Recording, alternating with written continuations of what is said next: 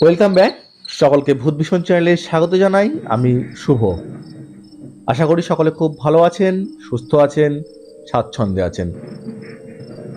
আপনারা সহযোগিতা করেন আর আমাদের ঘটনাগুলি শুনতে আগ্রহী হন বলেই আমরা প্রতি শনিবার ও মঙ্গলবার হাজির হই আপনাদের মধ্যে থেকেই কারো পাঠানো ঘটনাগুলি নিয়ে সবার সাথে শেয়ার করে নেওয়ার জন্য। আপনাদেরই অনুরোধে পরপর দুটি লাইভ এপিসোডের পর আজ অডিও রেকর্ডের মাধ্যমে একটি ঘটনা আপনাদের শোনাবো, যেটি পাঠিয়েছেন দক্ষিণ দিনাজপুর জেলার থেকে রামু চক্রবর্তী। রামুদা আমাদের চ্যানেলে এর আগেও ঘটনা পাঠিয়েছেন, যেটি আপনারা শুনেছেনও। ওনার পাঠানো আজকের যে ঘটনাটি আপনাদের শোনাতে চলেছি সেটা খুবই রোমাঞ্চকর। আমার ঘটনাটি খুবই ভালো লেগেছে, আশা করি আপনাদেরও খুব ভালো লাগবে। তো বেশি কথা না বাড়িয়ে সরাসরি মূল ঘটনায় চলে যাচ্ছি। রামুদা যেভাবে আমাদের ওনার সাথে ঘটা ঘটনাটা লিখে পাঠিয়েছেন সেভাবেই পড়ে শোনাচ্ছি। তো চলুন ঘটনাটি শুনে নেওয়া যাক।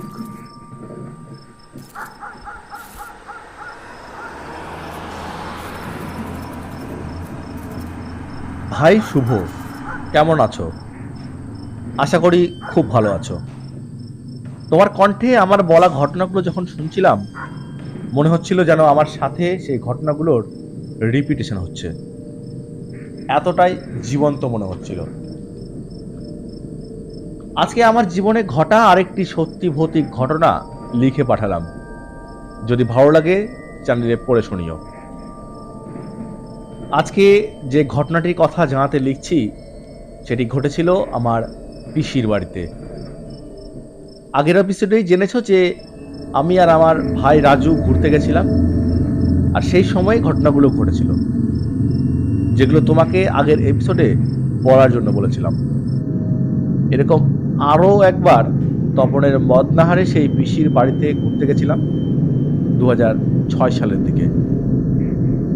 আর সেই সময় আরও একটি ভৌতিক ঘটনার সম্মুখীন হয়েছিলাম। সেই ঘটনাটি জানাতে লিখলাম।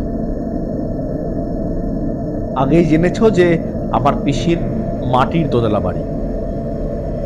পিসিদের বাথরুমটা ছিল বাড়ির পশ্চিম দিকে, বাড়ির দেওয়াল লাগোয়া। সেই সময় সেই গ্রামে ইলেকট্রিসিটি না থাকার কারণে প্রত্যেক বাড়িতে লণ্ঠন, কুপি এসবই ব্যবহার করত সবাই। আমার পিসির বাড়িতেও অন্যথা ছিল না। আমি আর আমার ভাই রাজু ফেব্রুয়ারি মার্চ মাসের দিকে পিসির বাড়িতে ঘুরতে গেছিলাম। তা সন্ধ্যা সন্ধ্যা হয়ে গেছিল। পিসির বাড়ির সবাই, মানে আমি আর ভাই রাজু বাদ দিয়ে পিসি, পিসেমশাই আর পিস্তুত ভাই বাড়ির ভিতরে বারান্দায় বসে গল্প করছিলাম। পিসি সবার জন্য মুড়ি মেখে সবাইকে খেতে দেয়। এই মুড়ি খাচ্ছি আর নানা রকম গল্প করছিলাম।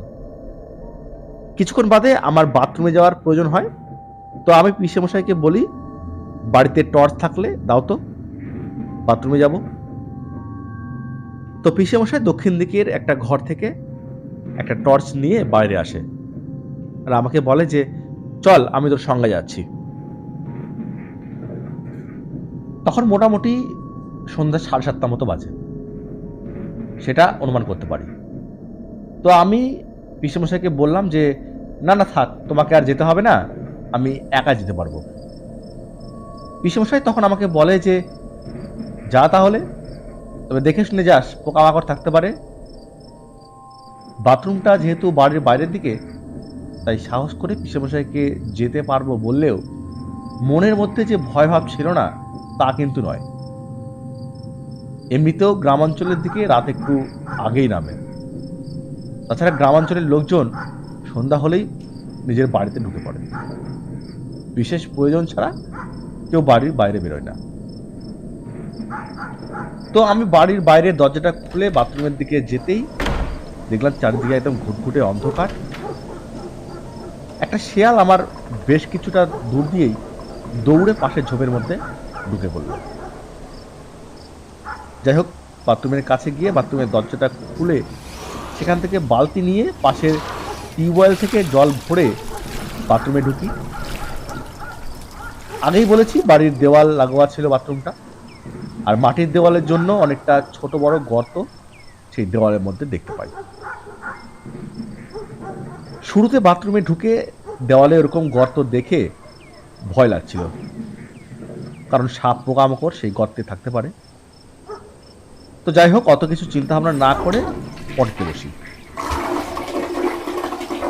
সে সময় বাইরে নানা রকম আওয়াজ হচ্ছিল, কখনো কখনো শিয়াল ডাকছিল, কখনো ঝিঝি পোকার ডাক। তো কিছুক্ষণ পরে ধূপ ধূপ করে দুটো বেল মাটিতে পড়ার আওয়াজ পাই। মনে মনে ভাবলাম, যাক ভালোই হলো, বেলের শরবত অনেকদিন ধরে খাওয়া হয় না, খাবো খাবো ভাবছিলাম, আজকে তাহলে খাওয়া যাবে। ইতিমধ্যেই পরপর বেশ কয়েকটা বেল পড়ার আওয়াজ আবার স্পষ্ট শুনতে পাই। বাথরুমের মধ্যে থেকেই মোট 11টা বেল পড়ার ধূপধাপ আওয়াজ কিন্তু আমি শুনেছিলাম। মনে খুবই আনন্দ যে এতগুলো বেল একসঙ্গে পাবো। তো বাথরুমের কাজ শেষ করে দরজা খুলে বেরিয়েছি, ধূপ করে আরও একটা বেল মাটিতে পড়েই আমার থেকে 4-5 হাত দূরে গড়াতে গড়াতে এসে আমার সামনে থামে। এর আগে 11টা বেল পড়ার আওয়াজ পেয়েছি, আর তখন আরও একটা বেল পড়তে দেখলাম। মোট 12টা বেল একসাথে একা নিয়ে যেতে পারবো না জন্য একটা বেলও তখন আর কিন্তু বাড়িতে নিয়ে যাই। যাই হোক, বাড়িতে গিয়ে পিসেমশাইকে বললাম, বাইরে চলো, 12টা বেল পড়ার আওয়াজ পেলাম, তো সেগুলো সবাই মিলে গিয়ে নিয়ে আসি, শরবত করা যাবে। তো পিসেমশাই তখন আমাকে বলে যে দাঁড়া, তাহলে দুটো ব্যাগ নিয়ে আসি। তো ব্যাগ নিতে পিসেমশাই রান্নাঘরের দিকে যায়। তো যেই উঠবে, হঠাৎ করে পিসেমশাইকে বলে যে তুমি কি পাগল হয়ে গেছো নাকি? তুমি জানো না ওই বেল গাছে কয়টা বেল ধরেছে? আর এটা এখন বেল পড়ার টাইম, বেল পেকেছে যে পড়বে। পিসেমশাইকে দেখলাম যেন হক চকিয়ে গেল। পিসেমশাই দাঁড়িয়ে নিয়েই বলল যে তাই তো, ওই বেল গাছে তো মাত্র একটা বেল ধরেছে, আর এখনো তো কাঁচাই আছে, পড়ার তো কথা না এখন। সবাইকে দেখলাম আমার মুখের দিকে তাকিয়ে রয়েছে। সবাই ভাবছিল আমি হয়তো বানিয়ে বলেছি। তাদের মুখের এক্সপ্রেশনে সেটাই মনে হচ্ছিল আমার। সবাইকে জোর দিয়ে বলি যে বিশ্বাস করো তোমরা, আমি যা বলছি একদম সত্যি বলছি। আমি সত্যিই 12টা বেল পড়ার আওয়াজ স্পষ্ট শুনেছি। এমনকি একটা বেল পড়ে গড়াতে গড়াতে আমার সামনে এসেও থেমেছিল। এরপরে পিসিমা আমাকে বলে যে ঠিক আছে চল, দেখবি গাছে একটা বেলই আছে। তবে পড়েছি কিনা জানি না, কারণ এখনো তো পাকার সময় হয়নি, পড়ার কথাও না। তো যথারীতি পিসেমশাই আর আমি লণ্ঠন আর টর্চ নিয়ে বাড়ির বাইরে বেরিয়ে সেই বেলগাছটার নিচে যাই। আশ্চর্যের বিষয় হলো, যেই জায়গাটাতে বাথরুম থেকে বেরোতেই বেলটা এসে থামতে দেখেছিলাম, সেই বেলটাও সেখানে আর চোখে পড়ল না। আরও আশ্চর্য হলাম যখন দেখলাম সেই বেলগাছটা বাড়ির সেই বাথরুম থেকে খুব কম করে হলেও 30-40 হাত দূরে হবে। যদি কোনো বেল পড়েও থাকে তাহলে অত দূরে যাওয়া সম্ভব না, যেখানে আমি বেলটা থামতে দেখেছিলাম। এই সব কিছু মাথার মধ্যে ঘুরপাক খাচ্ছে। সেই সময় পিসি আমাকে বলে যে টর্চটা গাছের দিকে ধরে দেখ কটা বেল আছে। আমার হাতে থাকা টর্চটা জ্বালিয়ে সেই বেল গাছটার দিকে ধরি। সবার সাথে সাথে আমিও দেখলাম যে সেই গাছে মাত্র একটা বেলই ঝুলে রয়েছে।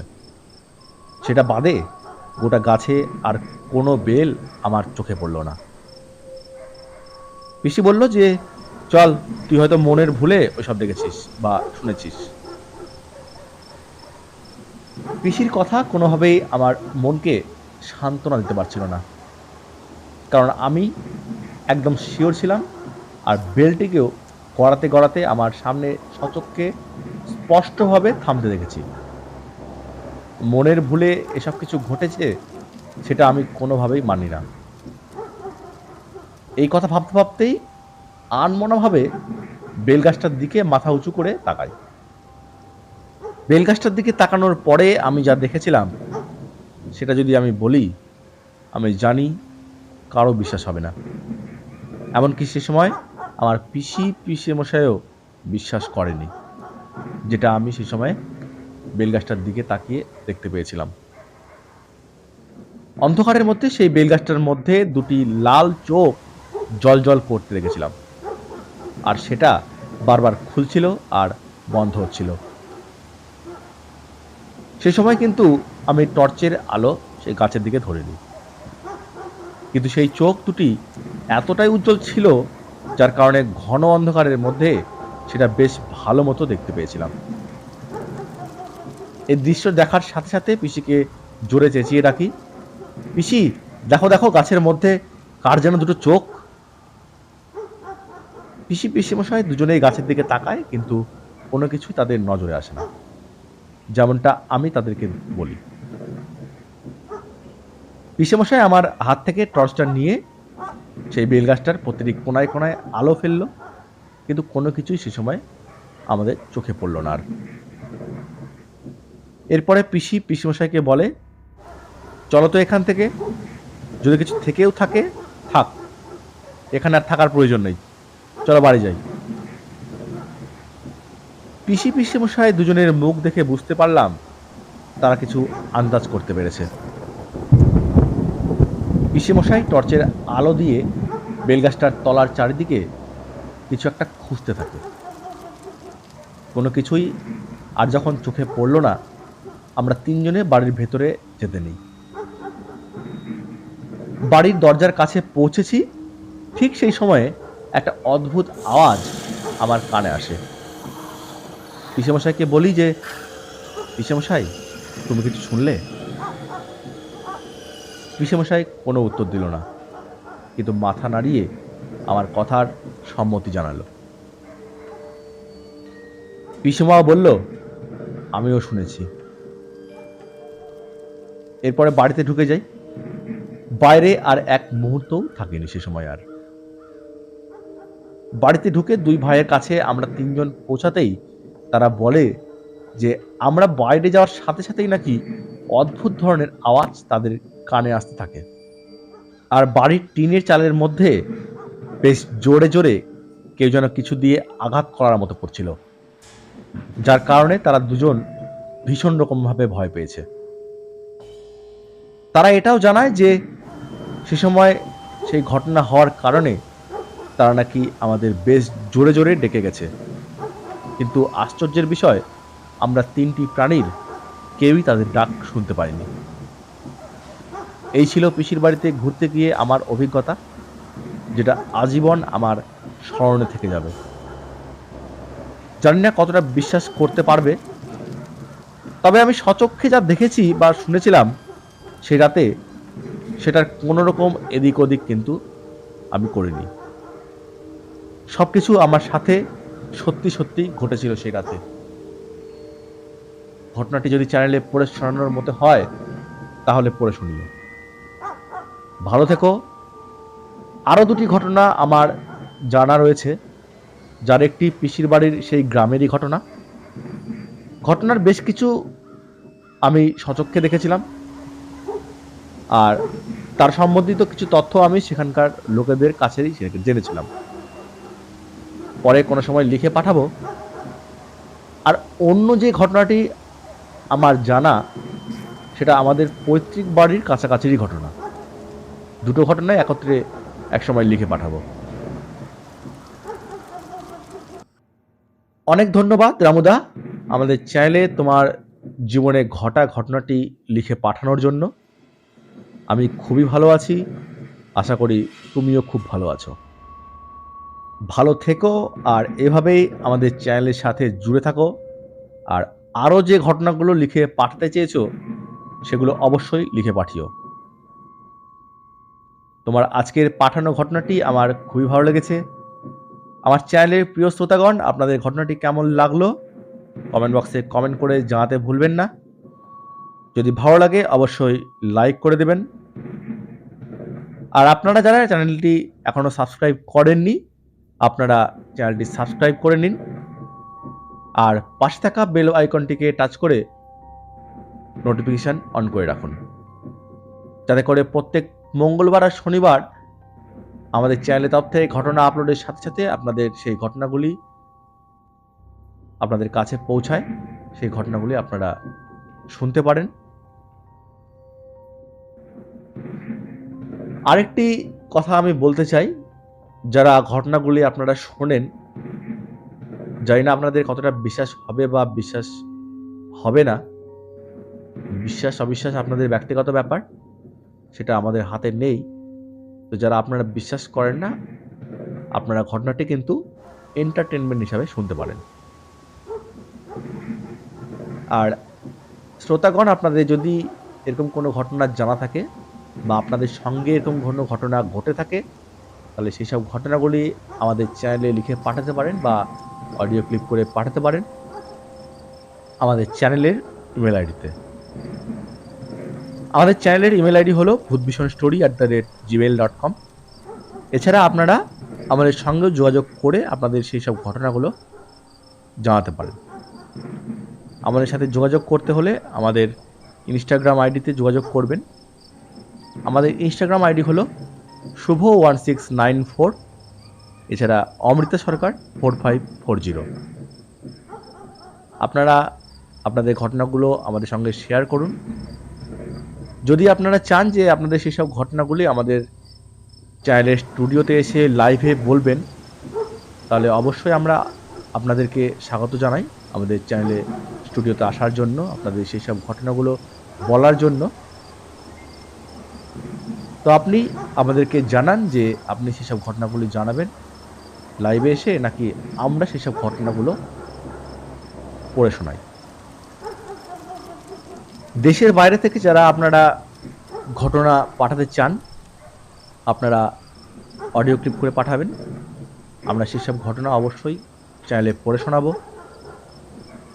তো ফিরে আসবো আগামী মঙ্গলবার আরও একটি রোমাঞ্চকর ঘটনা নিয়ে। ততক্ষণ পর্যন্ত সবাই ভালো থাকবেন, সুস্থ থাকবেন আর আমাদের চ্যানেলের ঘটনাগুলো শুনতে থাকবেন।